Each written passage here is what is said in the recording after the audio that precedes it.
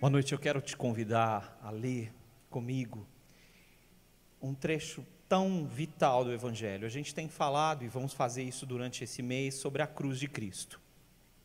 E por ser um tema muito vital e muito essencial, ele aparentemente fica sem sentido. E eu queria, antes mesmo de começar a ler o trecho, te explicar que nós temos uma visão pré-concebida sobre a cruz de Cristo. Os filmes nos condicionam a isso, nossa formação católica brasileira nos condiciona a isso, e nós ficamos, até a leitura do que Jesus está dizendo naqueles momentos na cruz, parece não ter um sentido muito claro para nós, porque nós estamos envoltos por algo que não envolveu o Evangelho. E eu queria que você, de fato, tentasse, não só nessa noite, mas nos próximos dias, desconstruir algumas imagens que você tem sobre o próprio Salvador Jesus, ou que você tenha minimizando o que o Salvador Jesus significa e o significado da sua cruz. Falamos disso domingo passado, especificamente, e voltamos nesse domingo para lermos juntos esse trecho, que está na revista e atualizada, foi a opção que eu fiz nessa semana, para esse texto de Lucas 23, dos versos de número 33, 34, e depois nós vamos ler de 39 a 43. Esses poucos versos do livro de Lucas, capítulo 23. Vamos juntos? Quando chegaram ao lugar chamado Calvário, ali o crucificaram, bem como aos malfeitores, um à direita, outro à esquerda. Contudo, Jesus dizia: Pai, perdoa-lhes, porque não sabem o que fazem. Então, repartindo as vestes dele, lançaram sortes. Um dos malfeitores crucificados blasfemava contra ele, dizendo: Não és tu o Cristo? Salva-te a ti mesmo e a nós também. Respondendo-lhe, porém, o outro repreendeu, dizendo: Nem ao menos temes a Deus, estando sob igual sentença? Nós, na verdade, com justiça, porque recebemos o castigo que nossos atos merecem. Mas este nenhum mal fez. E acrescentou: Jesus, lembra-te de mim quando vieres no teu reino. Jesus lhe respondeu: Em verdade te digo que hoje estarás comigo no paraíso. Meus irmãos, meus irmãos, amigos, cada um de vocês está aqui nessa noite. A Bíblia chama esse momento de Jesus de um clamor. E um clamor é um gemido, um grito muito forte, que chega ao trono de Deus. Hebreus capítulo 5, dos versículos de 7 a 9, expõe isso de uma forma clara. Ele diz: Ele, Jesus, nos dias da sua carne, tendo oferecido com forte clamor e lágrimas. O que esse texto quer dizer é que Jesus, na sua expressão dos seus últimos momentos de cruz, ele deu o brado mais alto que nenhum homem seria capaz de dar, para que chegasse ao trono de Deus. Orações e súplicas a quem o podia livrar da morte. E tendo sido ouvido por causa da sua piedade, embora sendo filho, aprendeu a obediência pelas coisas que sofreu. E tendo sido aperfeiçoado, tornou-se o autor da salvação eterna para todos os que lhe obedecem. Por isso nós vamos falar sobre o clamor de Jesus nessa noite. E eu escolhi duas das palavras que Jesus trouxe na cruz, que têm um significado muito mais amplo do que eu consigo compreender, ou do que eu conseguia compreender, e espero que abramos a nossa visão sobre o clamor de Jesus. Primeira coisa muito difícil da gente entender, e era difícil para os discípulos também entenderem. Queria só dizer uma coisa para vocês. A cruz é uma morte terrível, e a gente tenta explicar isso aqui. Se você olhar sobre a crucificação de Jesus, não há um detalhe sobre como ele foi crucificado. A Bíblia só diz: e o crucificaram. Era uma morte tão horrível que nenhum dos evangelistas se meteu a falar disso, porque não era necessário. Era uma agonia muito grande. mas não a agonia só de ver a pessoa mais amada da vida deles sendo asfixiado pela cruz. Era a própria dificuldade de entender que Jesus disse: eu vim para morrer. Eles vão me tomar e eu, em 3 dias, vou ressuscitar. A Bíblia diz que os discípulos não entendiam essa palavra. E não entenderam até o dia da sua morte. Diz a Bíblia que quando ele ressuscitou, eles entenderam que ele tinha dito isso. Mas eles não conseguiam entender a sua morte.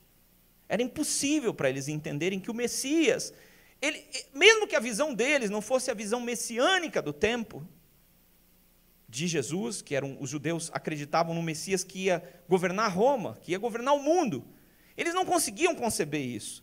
E quando Jesus começa a dizer isso, os discípulos ficam destruídos. O Getsemane é um lugar em que João diz que eles estavam muito tristes. João é um discípulo que ficou com Jesus até o último momento. E ele diz que eles estavam tão tristes que eles dormiram. Há um momento em que Pedro quer enfrentar a multidão, e ele saca de uma espada e corta a orelha de Malco. E Jesus diz: você não está entendendo? Você não sabe que nesse momento eu posso chamar uma quantidade de anjos que é incontável? Mas como é que iam se cumprir as profecias se eu fizesse isso? E dizendo isto antes, ele diz assim: ninguém pode tirar a minha vida, eu a dou e a reassumo, coisa que eu e você não podemos fazer. Você pode cantar junto com Paulo, junto com a igreja, a redenção, eu me rendo a ti, né? Mas você não pode decidir o que vai acontecer no dia seguinte. Jesus sim. Ninguém pode tirar a minha vida, eu a dou para reassumir. Então, uma das dificuldades que a gente tem é de entender que mesmo Jesus na cruz, ele tem autoridade sobre tudo para cumprir sua missão. Uma coisa que a igreja se debateu muito tempo, e ela tinha dificuldade de entender, é que o clamor de Jesus era para que para que haja um perdão para a vida inteira. Precisava haver um perdão que fosse para a vida inteira. E só quem podia fazer isso era o verdadeiro Deus se encarnando para ser verdadeiro homem. Ele tinha que cumprir essa missão, e ele precisava cumprir essa missão. Esse era o seu dever, e esse era o seu chamado. Mas eu queria lembrar a você algumas coisas. E, nesse momento, uma das coisas que eu quero te lembrar é quem é Jesus e qual é a autoridade que Jesus tem. E eu escolhi esse vídeo para vocês pensarem que, ao mesmo tempo que Jesus está na cruz, ele tem autoridade plena para fazer o que ele quiser, porque ele é criador. Ele pode interromper o seu sofrimento se ele assim quiser, mas ele resolve conquistar a nossa redenção. Como compreender esse Cristo sofredor?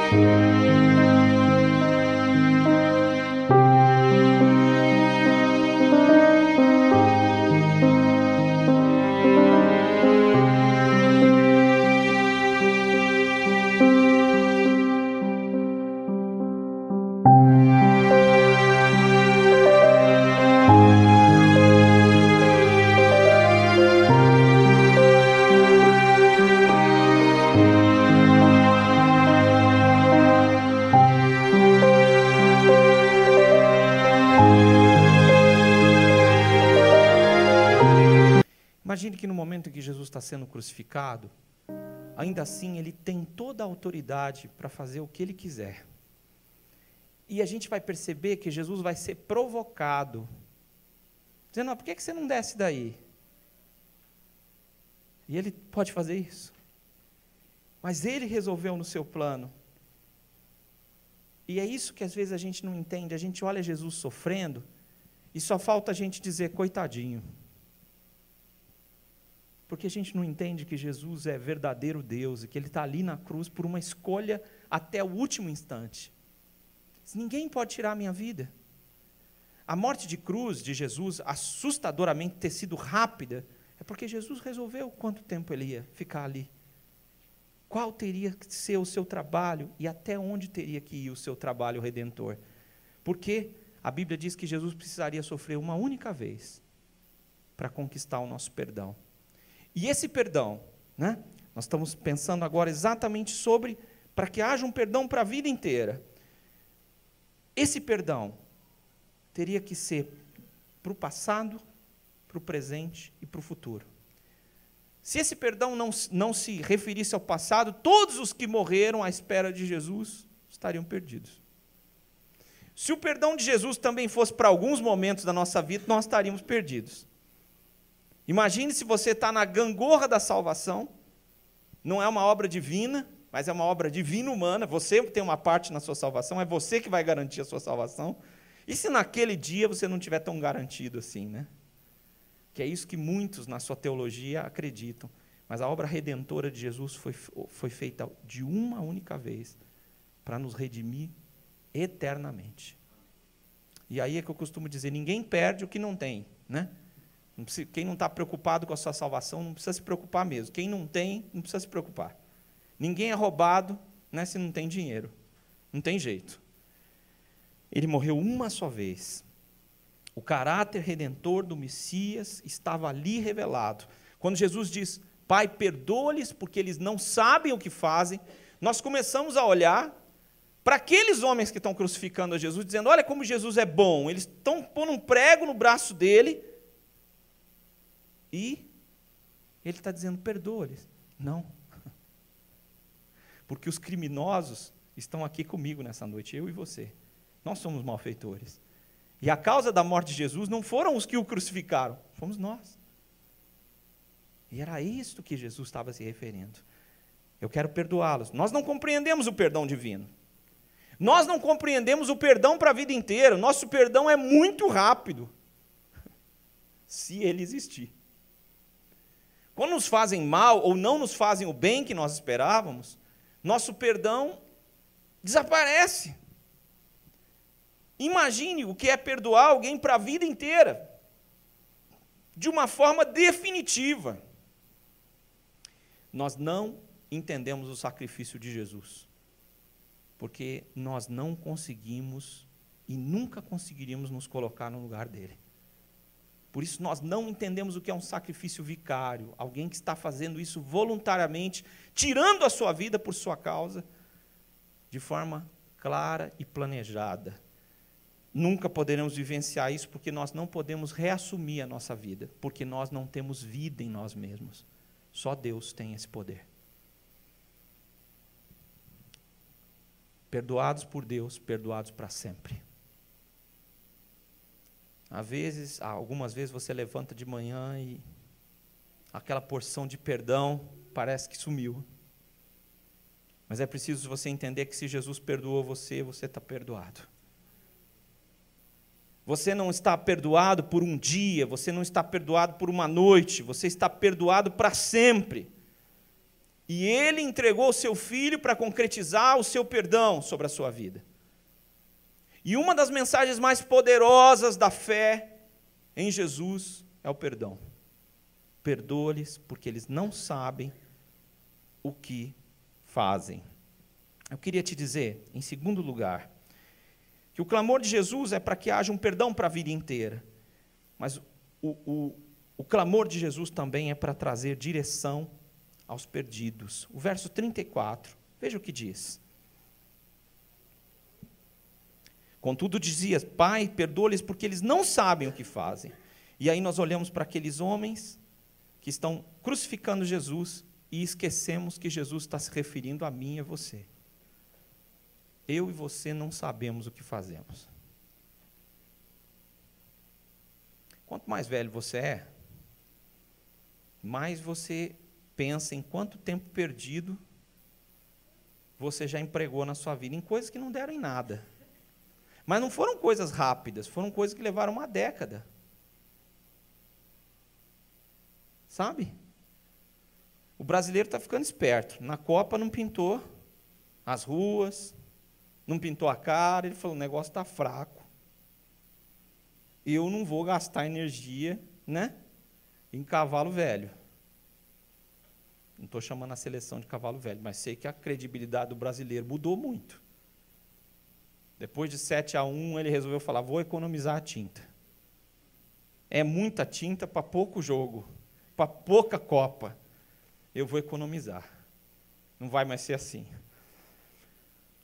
Muitas vezes nós estamos investindo a nossa vida em coisas que não vão durar.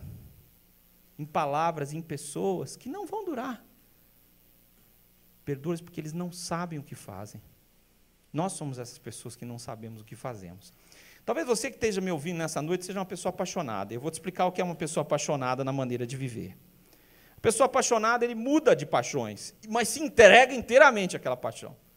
E aí, a paixão acaba. E às vezes a paixão acaba não porque você se desapaixonou, mas porque a paixão decepcionou você e você está... E aí você escolhe outra paixão. E Jesus está dizendo para você, você ainda não sabe o que você está fazendo. É muito interessante que no momento da crucificação, quando a gente assiste os filmes, vê todas essas coisas, a gente vê que é o poder humano. Pilatos lavando as mãos, os judeus dizendo, não, se você liberar esse homem, você não é amigo de César. É o momento de maior inveja da história humana, em que o homem, por sua inveja, vai dizer, e é isso que Pilatos já descobre, é por inveja que ele está sendo crucificado. A inveja humana é uma coisa terrível. Só que o maior poder humano na sua história para crucificar Jesus é o momento em que demônios riem, as autoridades judaicas riem, a população que foi curada e cuidada por Jesus ri de Jesus, não só ri, mas zomba de Jesus, e desafiam sua divindade. Se você é filho de Deus, se você é o Messias, desce daí. Como nós vimos, e parece que esse vídeo está completamente desconectado, o Senhor dos céus, que fez todas as coisas, continua ali. Esvaziado da sua glória, verdadeiro homem ali. E ele pode fazer isso naquele momento e pode fulminar todos eles. Mas ele resolve não fazer isso. Quando a gente vê o momento da cruz, a gente pensa que esse é o auge da perdição humana. Isso agora tudo está acabado. Foram isso que os apóstolos pensaram. Disseram, olha o que aconteceu. O Messias. Crucificaram o Messias. Deus e Jesus estão sendo desafiados pelas trevas. C.S. Lewis diz que os demônios gargalham, dão risada e fazem festa. Porque é o momento em que a serpente morde o calcanhar do filho. E a serpente está se divertindo. É um momento de grande escuridão. Homens e demônios estão em escárnio pelas feridas que o filho está sofrendo. Quantas vezes nós estamos certos da nossa religião e não sabemos o que estamos fazendo? Quantas vezes é fácil a gente dizer, olha, eu sou da redenção, sou da igreja redenção, e não saber o que está fazendo da sua vida. Pai, perdoa-lhes porque eles não sabem o que fazem. A perdição é o caminho dos incrédulos. É o caminho a ser abandonado por nós todos os dias. Porque nós estamos apegados a nos perdermos. Receber a dádiva de Deus é o caminho. Aceitar o perdão divino para cada porção da nossa vida. Se houver alguém aqui que não compreender que o perdão precisa ser ministrado sobre você todos os dias, porque se você não receber esse perdão, e se você não entender da sua dependência de Deus, você não vai entender o quão perdido você vai caminhar pela sua vida. Que perdido vaguei, longe, longe do meu Salvador. Essa vai ser a sua história. Por isso ele diz, perdoa-lhes, porque eles não sabem o que eles fazem. Jesus não estava fazendo uma referência meramente aos homens que o crucificavam. Mas tem uma coisa que Jesus, e só Jesus pode fazer. Redimir blasfemos pecadores. Se tem uma coisa que irrita a gente, são as blasfêmias. Quando alguém começa a blasfemar, falar de Deus, a gente quer, né? Tem gente que mata o outro por causa disso, na história da humanidade.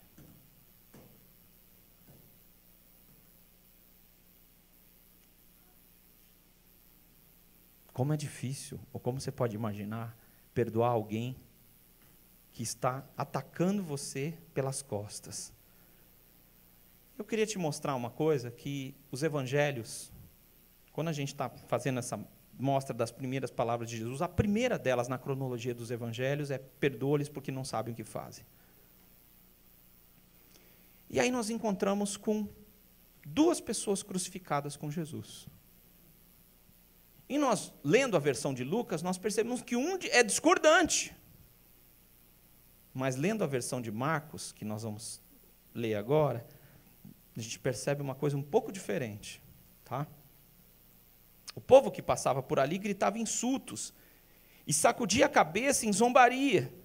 Olha só, gritavam: você disse que destruiria o templo e o reconstruiria em 3 dias? Pois bem, salve a si mesmo e desça da cruz. Os principais sacerdotes e os mestres da lei também zombavam de Jesus. Salvou os outros, mas não pode salvar a si mesmo, diziam.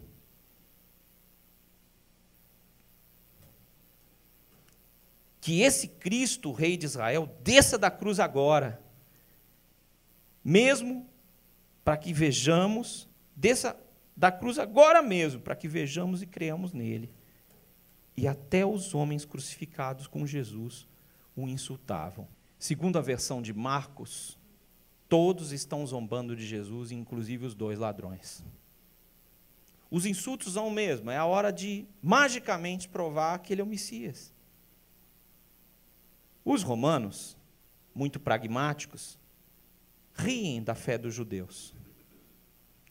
Os milagres que vão acontecer a partir do meio-dia, que é o céu se escurecer completamente até as 3 horas da tarde, o eclipse, não aconteceu ainda.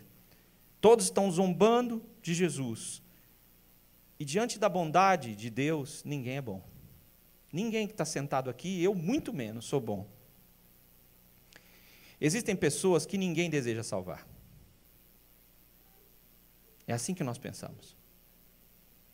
Dependendo do tipo de crime e de que tipo de criminalidade, nós não queremos salvar algumas pessoas.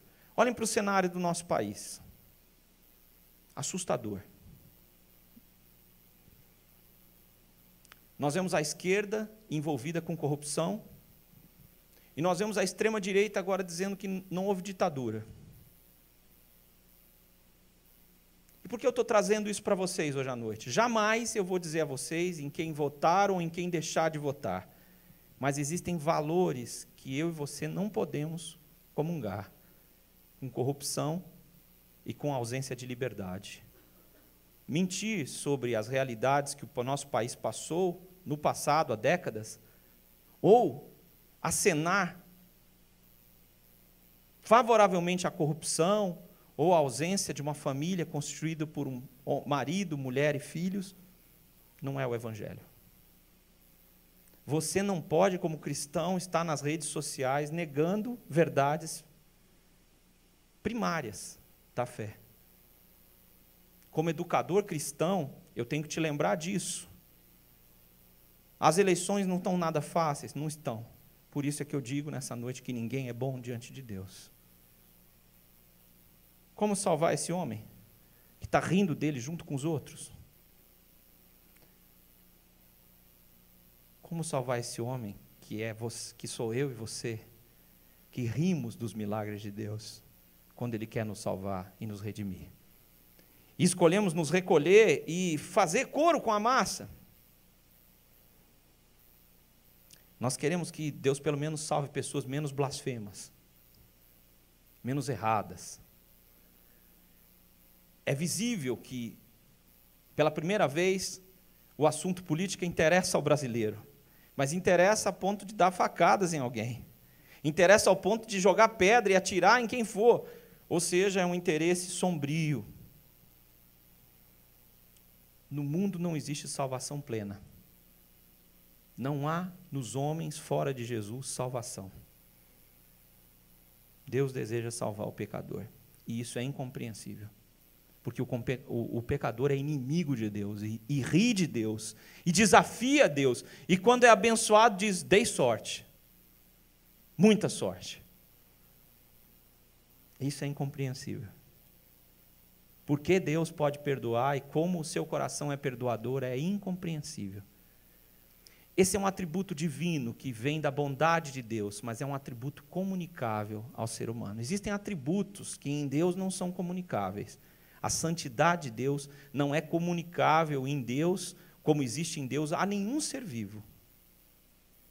Mas o perdão é um atributo comunicável, que Deus deseja que eu e você possuamos. Mas nós não compreendemos. Ele empenhou a vida do seu filho por essa salvação. Não existe pecado ou alguém que ele não possa salvar. Não, esse aqui é um blasfemo, esse é um terrível. Não. Se Deus planeja, não existe um pecado que eu possa guardar e dizer: não, esse pecado eu não tenho como enfrentar. Deus não me pode perdoar. Ele pode. Os pecados não precisam continuar na sua vida. Eu posso receber o perdão de Deus, ainda que eu não mereça. Essa é a essência do perdão divino. Eu posso receber o perdão de Deus, ainda que eu não mereça. Deus pode redimir o mais blasfemo pecador, e Ele pode suscitar redenção dos abismos da terra, da vida na terra. Deus pode suscitar redenção. O verso 40, ele é muito interessante, porque aí nós já estamos vendo uma transformação, que só Deus pode fazer. Respondendo-lhe, porém, o outro repreendeu. O outro ainda estava animado em fazer coro com as multidões, dizendo: olha, desce daí, e crucificado aí um deles. Os milagres ainda não aconteceram, não estão acontecendo. A terra não ficou escura, não houve um tremor ainda, não começaram a ressuscitar pessoas e entrar na cidade de Jerusalém, nada disso aconteceu. O responsável romano pela crucificação não diz: realmente esse homem era justo. Nada disso aconteceu. Por enquanto, a atitude de Jesus, frente a tudo que está acontecendo, e a ação de Deus no coração daquele homem começou a gerar algo que não existia. Ele repreendeu dizendo: você não teme a Deus estando sob igual sentença? Você foi condenado pelo mesmo crime, e você não teme a Deus? Nós, com motivo, o versículo 41 vai dizer: mas ele, que mal ele fez? Quero te dizer que quem olharia para o criminoso condenado ao lado? Um homem que não vale nada. Um homem que está criminoso, que reconhece ser criminoso. Um homem que talvez não viu os milagres de Jesus porque estava tendo uma vida noturna, roubando ou fazendo qualquer coisa terrível. Ele é a escória.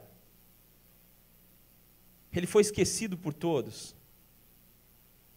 E ele está agora diante da maior cena de inveja dos séculos. Inicialmente ele ri de Jesus. Está rindo. Mas existe um abismo entre ele e Jesus. Ele sabe disso. Ele é injusto, crucificado ao lado do justo. Ele é blasfemo e não entende os propósitos de Deus. Não sabe quem é o Messias, claramente. E esse é o seu último momento de vida. Será que o momento vai passar? E a vida dele vai continuar sem sentido? O perdão de Deus resolveu transpor os abismos. Não foi aquele homem que resolveu crer. Foi Deus que moveu o coração dele para que ele resolvesse crer. E assim ele resolveu crer. O perdão divino, nós nunca percebemos que ele resolve construir uma ação de transformação dentro de nós, sem que nós mesmos nos demos conta do tamanho dessa ação redentora de Deus. Nunca nós vamos transpor esses abismos sozinhos. Nós não temos condição, mas Ele realiza a redenção porque Ele é um Deus perdoador. Não importa o abismo em que você esteja, Deus vai fazer essa obra. Mesmo que você duvide. Já compartilhei isso, que eu lembro de alguns pedidos que eu fazia a Deus e eu não acreditava que Deus podia me atender, mas eu fazia. Eu ia às reuniões de oração. E quando alguém me perguntava, mas de verdade eu ria dentro de mim. Até que o Senhor realizou. Deus pode. O que é que Jesus clamou a Deus? Clamou para doar fé ao coração de malfeitores. Aquele homem não começou a vivenciar os milagres que vão acontecer ali na cruz. E Jesus está abandonado. Os discípulos foram embora, fugiram. Os seguidores de Jesus foram embora, fugiram. E Jesus vai dizer, numa das suas últimas palavras, por que me abandonaste? E Jesus está completamente abandonado, até que aquele homem se coloca ao lado de Jesus. Contra todos, contra a maioria.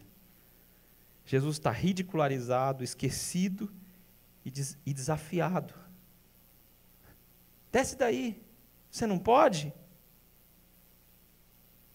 E é nesse momento de sofrimento que Jesus resolve alcançar um ímpio na cruz ao lado.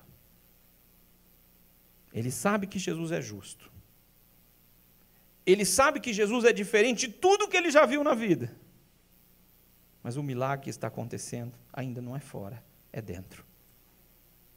Deus está concedendo fé para esse homem ver e para experimentar o perdão.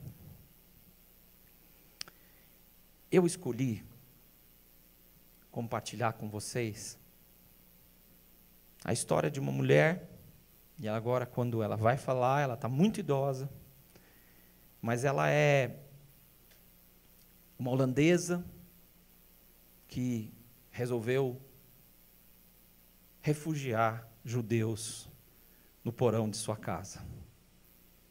Até que ela é pega e vai para um campo de concentração por essa razão.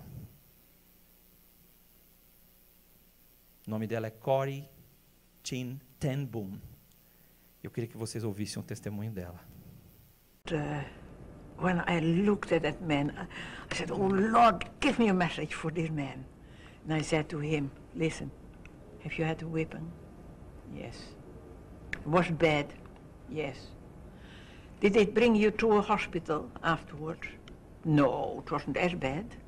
Then he stood up and came to the bar. He thought, what's that for a lady who asks such a question? I said, "Did they treat your wounds?" "Yes, they rubbed them." Then I asked, "Is there hatred in your heart?" He said, "Hatred? My whole heart is full of hatred." I said, "That I can understand." "You?" I said, "Yes, I." And then I told what was in my heart when the people were cruel to me, and what I felt when they whipped my sister because she was too weak to shovel sand. How the hatred came into my heart. But I said, Jesus did a miracle in my heart. He gave through his Holy Spirit so much of his love in my heart that I could forgive. And I said, when you receive Jesus as your Savior and bring him your sins, then the Lord will fill you with that love and with a peace that you, a love and a joy that is passes understanding. Corrie viu sua irmã ser assassinada num campo de concentração. E ela começa a descrever como o perdão de Deus teve que entrar no seu coração para que ela pudesse pregar, e agora ela está pregando em presídios.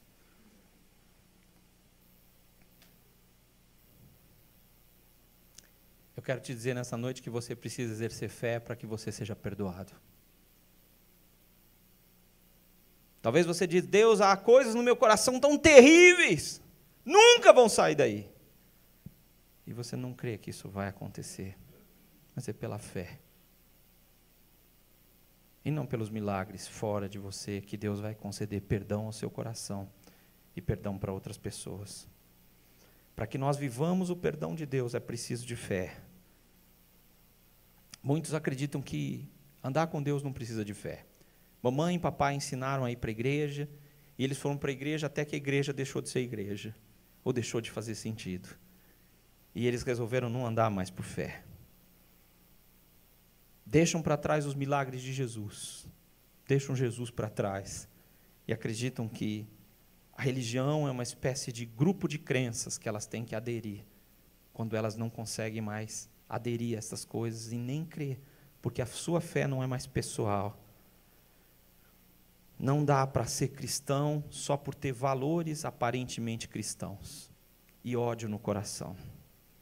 Quando você deixa para trás a cruz de Cristo e o perdão que emana dessa cruz, você não vai conseguir entender que andar com Deus é um milagre diário.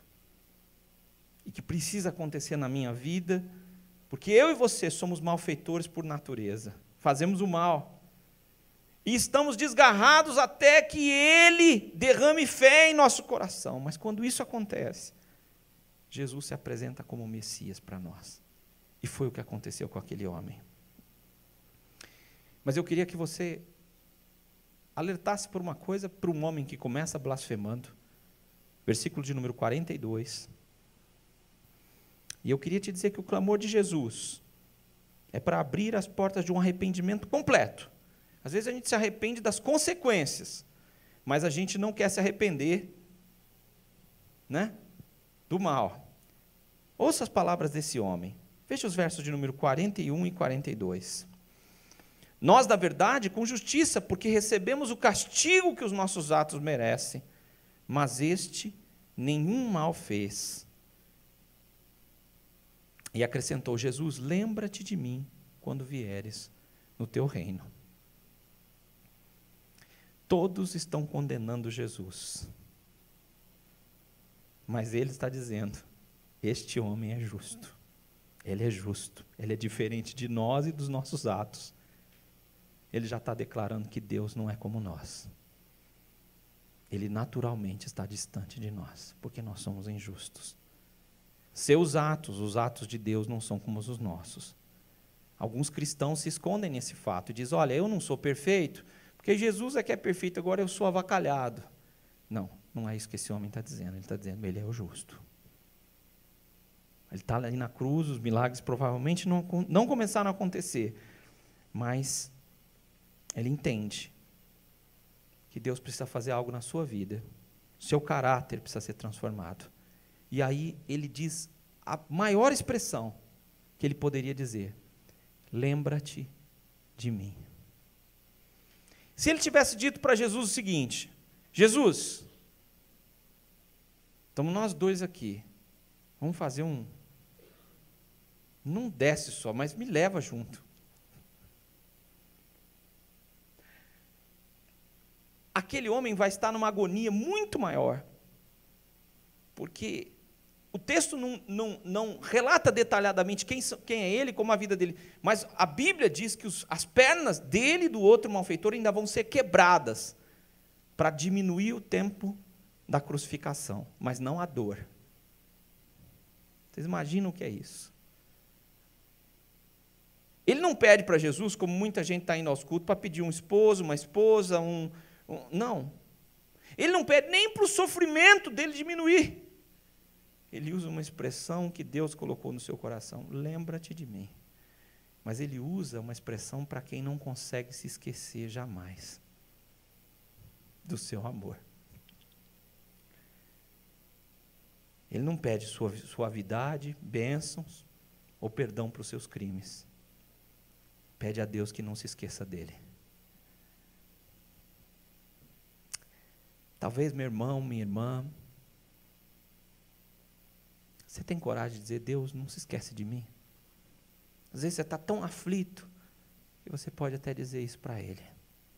Ele vai dizer: meu filhinho, eu sempre estou com você. Não posso me esquecer de você.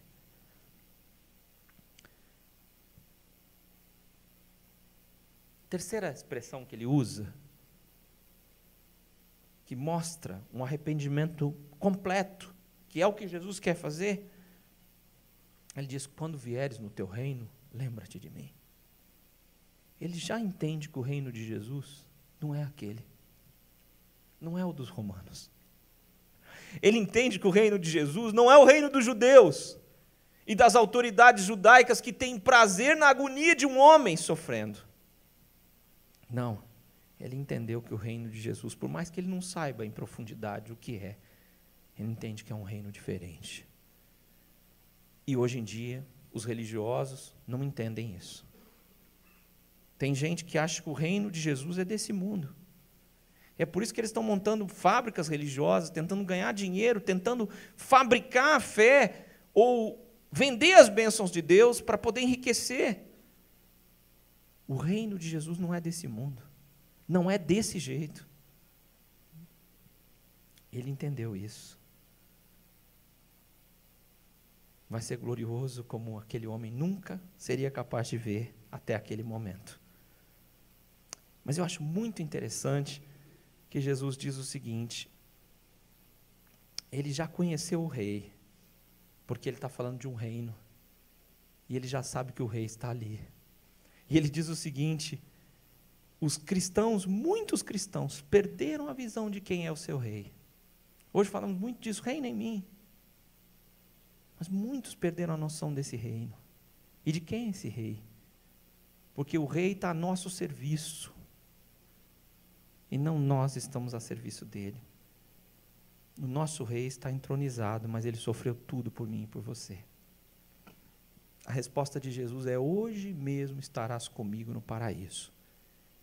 E literalmente, o que isso quer dizer? Quer dizer que o paraíso que Deus planejou, e Ele veio para trazer esse paraíso para você imediatamente, agora. Não é possível. Então eu nasci no paraíso errado, eu devia ter nascido no paraíso fiscal, porque aqui não é o paraíso. Então o paraíso pode acontecer com você crucificado, porque o paraíso é Jesus, é conhecer Jesus. Se você conhecer Jesus, você pode estar com muitas agonias, mas não é nunca o que uma pessoa que não conhece a Deus vai sentir. As promessas vai se cumprir para quem crê. E a promessa já se cumpriu. Deus quer trazer uma paz para você que não depende mais das circunstâncias. Ele vai vir em glória que o homem não pode comentar. A glória de Deus vai se apresentar para nós. Agora. E no futuro. Sem limites. Paraíso é ver como Deus trata os desiguais. Deus não olha para um maldito, crucificado, criminoso e fala: esse não vai fazer bem à minha igreja. É um desqualificado. Paraíso é ver como Jesus trata os desiguais. Paraíso é compreender que há redenção na terra já. Céu é ver que Deus está operando mesmo quando seu filho agonizava por nós. Paraíso não é um lugar de exclusividade denominacional. Não é um lugar onde Deus opera, porque Deus opera em todo lugar, dentro e fora da igreja. Céu é para qualquer pessoa que crê em todo o tempo. Um malfeitor, ele creu nos últimos momentos. Eu e você não podemos fazer isso. Porque se você mirar no último momento, quem sabe quando ele chega e se não vai passar. Nosso momento é agora. Agora é tempo de reconhecer que há paraíso em qualquer lugar. Não importa a gravidade dos pecados que cometeram contra você ou dos enganos que você cometeu. Porque paraíso é o próprio Deus. Não são as ruas de ouro. As ruas de ouro só espelham quem Deus é, ou é uma maneira como que de ouro, como João explica. Paraíso é o próprio Deus, que você pode conhecer. E ele só pode ser visto através da pessoa de Jesus. Compreendido e recebido através da redenção, da cruz do Calvário. Quando você recebe esse amor, você passa a compartilhar esse perdão e essa história de amor para qualquer pessoa. Que um Cristo ensanguentado reine eternamente. e que existe perdão para a vida inteira.